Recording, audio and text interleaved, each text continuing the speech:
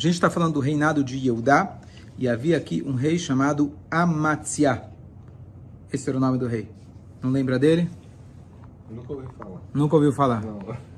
Ele não faz parte do time do Santos? Não. Então vamos lá. É o rei do carro novo. Esse rei era filho do Yoash. Yoash, lembrando, foi aquele rei que começou quando ele ainda era criança, que ele foi escondido em cima do Kodesh HaKodashim. Ele acabou sendo assassinado porque ele permitiu um assassinato de um profeta. E o filho desse rei era o Amaziah. Estamos numa época onde a tentação principal do povo era fazer idolatria. E esse rei também não conseguiu acabar com uma prática que era tipo idólatra. Porque eles estavam oferecendo para Hashem, mas eles faziam aquilo que eu fiz um paralelo com rezar em casa. Eles faziam um korban, um sacrifício, em casa. Depois que o templo foi destruído, se tornou proibido você fazer um sacrifício em casa. Você tinha que tinha que até o Beit HaMikdash.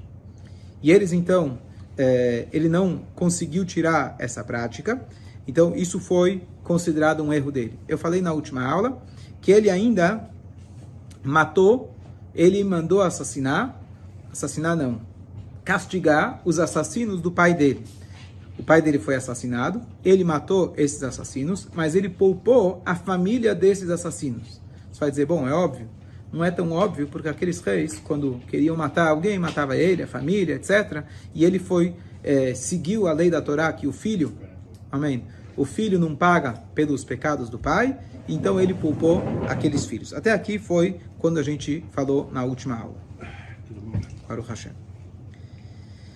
Nós temos ao sudeste de Israel um povo chamado os Edomim, Edom, que é originado pelo Esav, o Edom. A gente tem a passagem na Torá que eles não deixam o nosso povo passar por lá. Eles eram edomitas, faziam fronteira com Israel, mais para o, como eu falei, sudeste. Então, o povo de Israel acabou tendo que desviar e não passaram por lá. Esse reinado de Edom, naquela época, já estava sob controle judaico há 150 anos. Porque o povo tinha conquistado essa terra, eles pagavam impostos e eles tinham governantes próprios, mas eles estavam subjugados ao nosso domínio. E só que depois de um tempo, ainda antes desse rei, quando o bisavô desse atual rei estava vivo, Yehoram era o nome dele, já vimos ele lá atrás, esses Edomim se rebelaram e decidiram que não vão mais pagar impostos. Não sei se isso já aconteceu alguma vez na história, mas você tem uma história parecida na Torá dos 4 reis contra os 5 reis, começa justamente com essa revolta. A gente não quer mais ser submisso, não quero mais ser colonizado, não quero mais pagar imposto para outro país. Nós somos independentes e não queremos seguir as leis de vocês. Então isso eles conseguiram fazer desde o bisavô do atual rei. E o atual rei decidiu que, chega, vamos retomar as coisas como eram antes, para que eles estejam embaixo do nosso domínio. Esse Amaziah, ele estava determinado a fazer isso. Qual é o nome dele? Amaziah. Amaziah. Ele vai amassar os inimigos, Amaciador. Amaciador. Não, é do carro novo. Amaziah. O que é o carro novo? É o rei do carro novo. Antigamente, carro novo, você precisava amaciar. Você não podia sair direto já acelerando tudo. Então ele juntou 300 mil soldados. Só que ele ainda não achou que eram suficientes. E ele vai até o reinado vizinho, o reinado de Israel. A gente viu anteriormente que quando esses dois reinados, apesar que você escutando você vai dizer, é bom, a junção do povo de Israel é o que a gente mais quer. Mas quando eles se juntaram para a guerra, não deu certo. Não teve um bom resultado. Mas ele então decidiu ir até lá. Não deu liga. Não deu liga. É interessante, porque normalmente isso dá, tipo, o inimigo do meu inimigo. Sim, você tem isso na Torá, que Balak e Bilam fizeram amizade. Irã com Iraque, com Síria, com Líbano, com Qatar são amigos. Todos não gostam da gente. Tá certo? Então, Vai se catar. E aí, ele então foi até o reinado vizinho. Como a história não tinha nada a ver com eles, então ele quis contratar soldados. E ele então pagou com 100 kikar de prata, uma fortuna, para conseguir 100 mil soldados. Eles mandaram os soldados, mas Hashem ele mandou uma mensagem para o rei. E avisou, ele falou, olha, não faça isso. Eu não quero que se juntem. Se você fizer isso, Hashem não vai te ajudar na tua batalha. Quem falou isso? Um navio, um profeta. O profeta apareceu, como eu falei, apareciam vários profetas, que muitos deles não eram famosos, e ele avisa isso para o rei, e era uma decisão difícil, porque depois que você contratou, você voltar atrás, fica difícil. E aqui ele fez uma pergunta que eu acho que dá para a gente tirar uma lição interessante.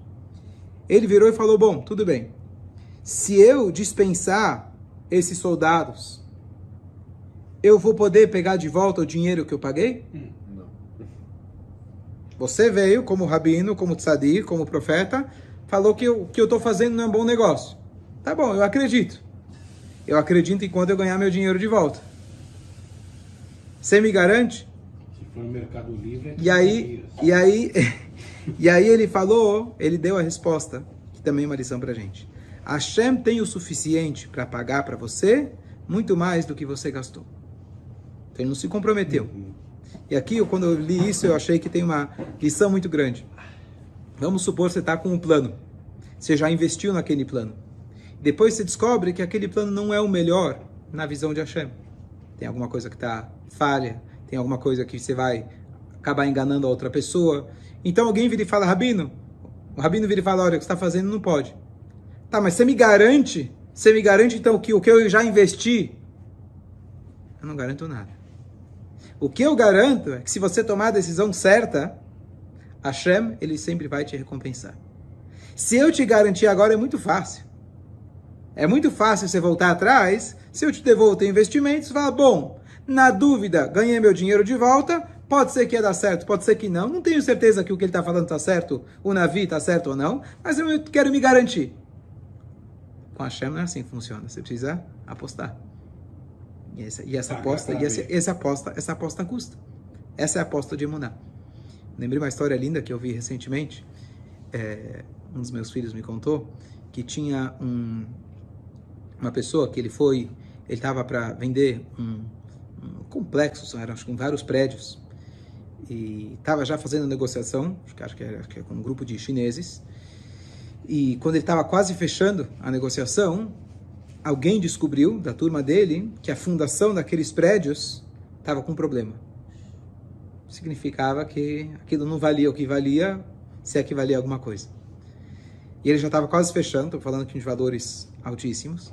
Ele foi se consultar com o rabino dele. Falou, Rabino, eu estou para fechar o contrato, posso calar minha boca, eu vendo, me livro e está feito. Não sei de nada. Mas eu fiquei sabendo disso que aconteceu. O que eu faço? Qual que é a lei da Torá? Pode ultrapassar, não pode ter ultrapassar. Contar a verdade. Você tem que contar a verdade. E ele, então, apostou, pagou para ver.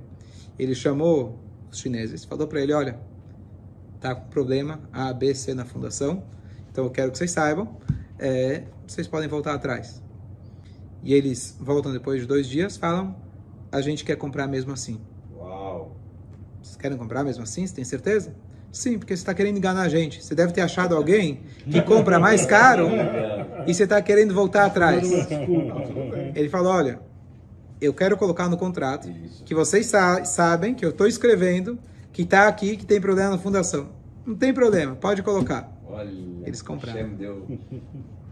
Seja honesto. Eles compraram. Contou essa história? Ele ouviu. Um dos meus filhos. E aí depois de 1 mês eles descobriram que era verdade. Mas que eles eram desfazer, mas estava lá, cláusula 1 no contrato, estamos cientes do problema. Ou seja, ele precisou apostar. Se o rabino dissesse, aí eu pago a diferença, eu garanto que Deus até Rosh Hashanah que vem, é fácil. Mas quando você tem que tem um ato de fé, tem que custar, porque se não custar, não tem fé, é fácil. Então, ele passou esse teste, esse Amatsiah, ele passou o teste, então mesmo que ele não teve uma resposta decisiva, conclusiva, garantida do profeta, ele falou, tudo bem, independente do dinheiro, se eu vou ganhar de novo ou não, eu vou mandar de volta esses soldados, porque ele falou que não é para eu ter eles no meu exército, e ele realmente apostou em Hashem, ele mostrou... O de Yehudá não usou o de Israel. O reino de Yehudá não usou de Israel. E além disso, então ele perdeu o dinheiro e perdeu aqueles 100 mil soldados, que teoricamente iriam ajudar ele. Então, um voto de fé muito grande dele ter aberto mão desses soldados, perdendo o dinheiro e perdendo a presença, a força deles.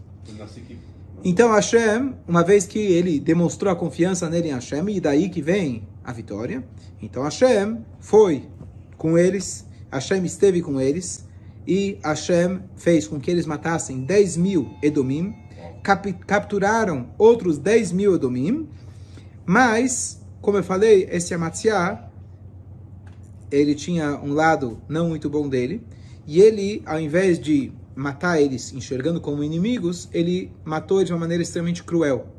Então ele levou eles até um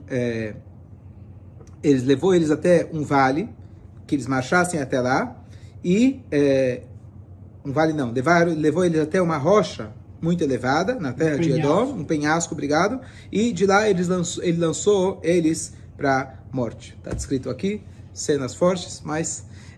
e Hashem, então, não aprovou essa atitude dele. Uma coisa é você matar o inimigo, outra coisa é você... A gente não está... Quando um Yehudi, ele está matando o inimigo, porque o inimigo apresenta para ele uma ameaça. A gente não tem intuito nenhum em fazer com que as pessoas sofram. Então, Hashem, ele falou, já que você tratou isso de uma maneira cruel, então... essa crueldade não pertence ao povo de Israel, não pertence à terra de Israel, vocês vão ser exilados. Vamos ver logo o que vai acontecer. Mas só para elaborar nesse tema, a gente sabe que uma das características de um Yehudi, herdadas de Avraham, Yitzhak e Yaakov, é que nós temos 3 características, Baishanim, Rahmanim, Gomlei Hassadim, que significa que nós somos piedosos, de maneira resumida. E eu contei várias vezes a história que David HaMelech expulsou um grupo do povo de Israel, que eram os Givonim, porque eles não foram piedosos, eles foram extremamente cruéis, não quiseram perdoar. Ele falou, se é assim, então vocês não fazem mais parte do povo de Israel. Então, essa é uma característica nossa. Então, se um judeu se comporta, Deus nos livre, com crueldade, uma coisa é fazer justiça, uma coisa é você se livrar do teu inimigo, tirar uma ameaça. A outra coisa é você fazer com crueldade, fazer com gosto. Então a terra de Israel, ela por si não suporta esse tipo de coisa, então ela expele a pessoa. A terra de Israel, nós temos um vínculo muito próximo com ela, como uma mãe e um filho.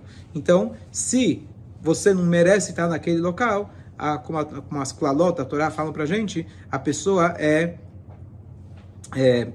Deus nos livre, o povo de Israel pode ser exilado da terra de Israel. Aí, chegou, matou.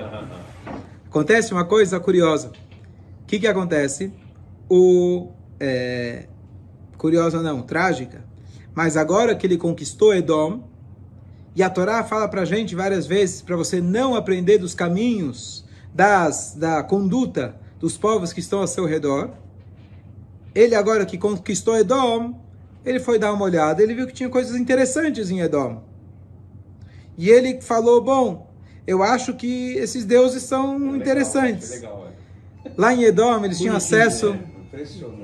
Em Israel, eles tinham acesso a 10 canais de televisão. Lá no outro era TV a cabo, tinha lá outras línguas, outras novelas. Ele falou, acho que gostei, tem coisas interessantes aqui. Então... Lá não tinha Wi-Fi. Que? Olha, não tinha Wi-Fi. Não tinha Wi-Fi, não tinha tefilim? Bom, tinha tefilim. Mas... qual que era o cálculo dele? Completamente errado. Como a gente já falou, difícil julgar essas pessoas. Mas ele falou, eu preciso fazer alguma coisa para agradar esses deuses, porque senão amanhã depois eles vão se vingar de mim. Porque eu dominei os edomitas. Começou com essa desculpa, que não faz sentido, porque afinal esses deuses, se fossem fortes, teriam teriam protegido. Mas a nossa cabeça, quando a gente está interessado em alguma coisa, a gente usa a lógica conforme o interesse. Então você usa a lógica contrária. E aí ele vira e fala que eu preciso agradar ele só para dar uma acalmada. Então essa foi a desculpa inicial. Coisa leve. Você sabe que você não pode brincar, deixar o inimigo chegar perto da cerca. Uma das lições que a gente tem em 7 de outubro é que aquela zona vermelha, aquela faixa foi se diminuindo, a gente foi se acostumando e tudo bem. Você não pode andar, como você usou o exemplo do penhasco, andar na borda. Você tem que estar distante, bem distante. Então na hora que você anda na borda, deixa eu experimentar um pouquinho. Experimentou um pouquinho, já...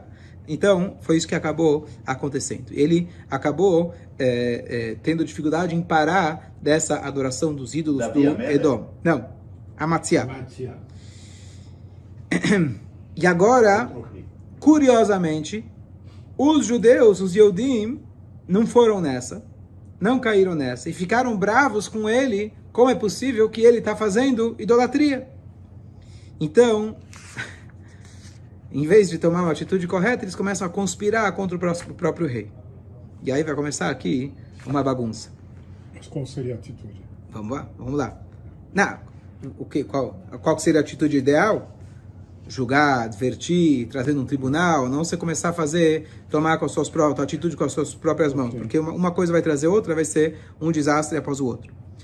Hashem envia um profeta. Agora, ele tem um nome aqui, ele aparece, chamado Amoz. O pessoal conhece Amos, mas não é Amos, é Amoz. Ele vem lá reprovar o Amatsiah, e ele fala, por que você está adorando ídolos? Afinal, eles não conseguiram salvar nem seu próprio povo. E Amatsiah ficou ofendido, ele vira e fala, quem te pediu opinião? Quem pediu o teu conselho? E ele fala, eu vou te matar. E o profeta de Hashem, ele continua dizendo... eu sei que Hashem vai trazer a tua queda porque você não quer me escutar. Então, logo ele vai ser... Não é novidade. Não é novidade. Mais uma. O tempo tá curto, vamos ver se a gente consegue entrar no próximo. Agora, olha o que acontece. Da mesma maneira que você manipula a lógica baseado nas tuas vontades... Então, quando você tem uma vontade, você monta toda uma lógica em cima dela. Temos aqui um advogado, ele pode explicar melhor como funciona.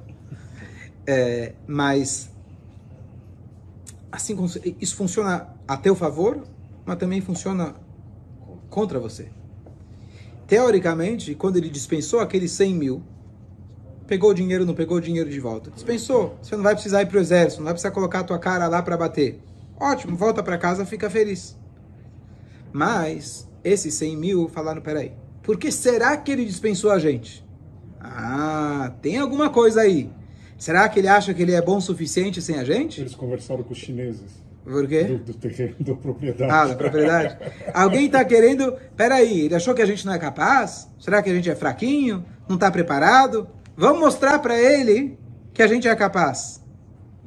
De novo, você pode interpretar uma atitude de várias formas. E a Torá nos ensina que você tem que sempre interpretar de maneira positiva, julgue positivamente. Mas ele usou a lógica dele de uma maneira deturpada, eles também, Hashem fez a consequência, usaram a lógica deles de maneira deturpada, e eles, ao invés de ficarem livres, que bom, voltamos para casa, estamos com as famílias, não, ele dispensou a gente, eles não sabiam que aquele profeta tinha avisado para não juntar os exércitos, quão difícil foi para ele, não, ele teve uma ideia.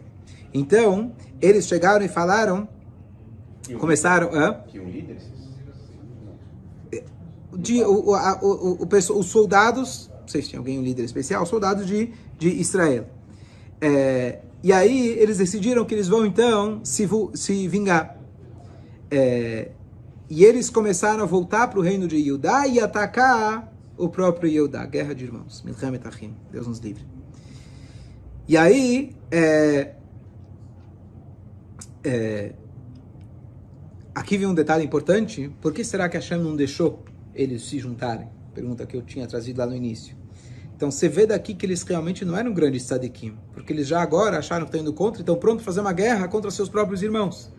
Então eles iriam para a guerra, mas você está trazendo alguém que o reinado de Israel e Eudá, infelizmente, estavam separados. O reinado de Israel, em especial, estavam fazendo idolatria já por gerações, pelo menos muitos deles. Então eles não estavam com a conduta adequada. Você só vê isso depois.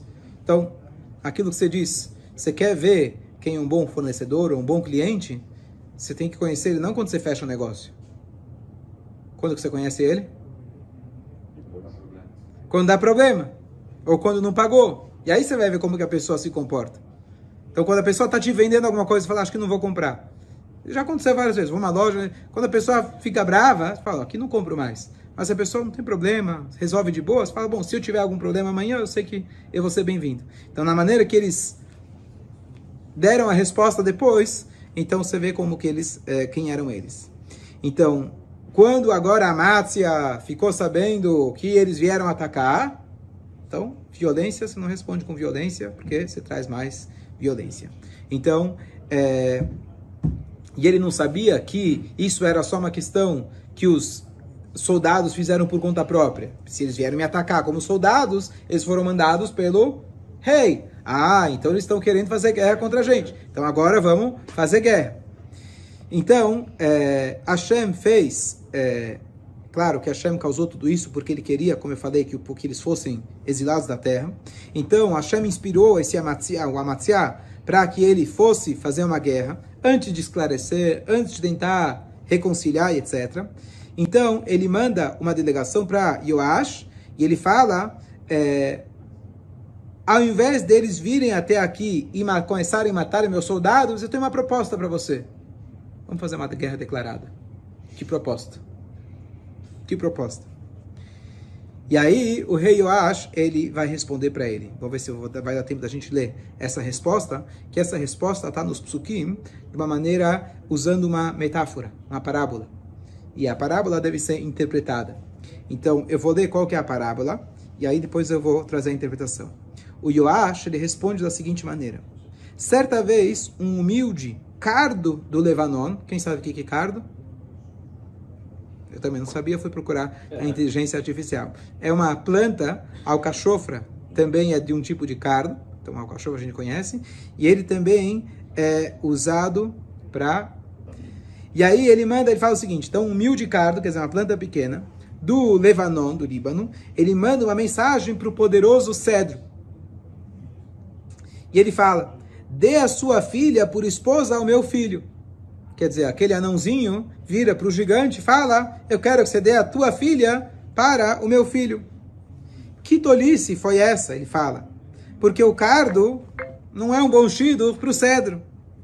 Em pouco tempo ele foi totalmente destruído, porque todos os animais do campo o pisotearam. Qual que é a parábola? Então, ele está trazendo... Curiosamente, a Torá tem várias camadas. Ele está fazendo... Tratamento do fígado e cirrose.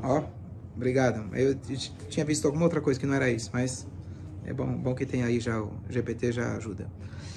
Então ele está fazendo alusão a um fato histórico do passado, usando uma parábola, mas dando a resposta que ele queria dar.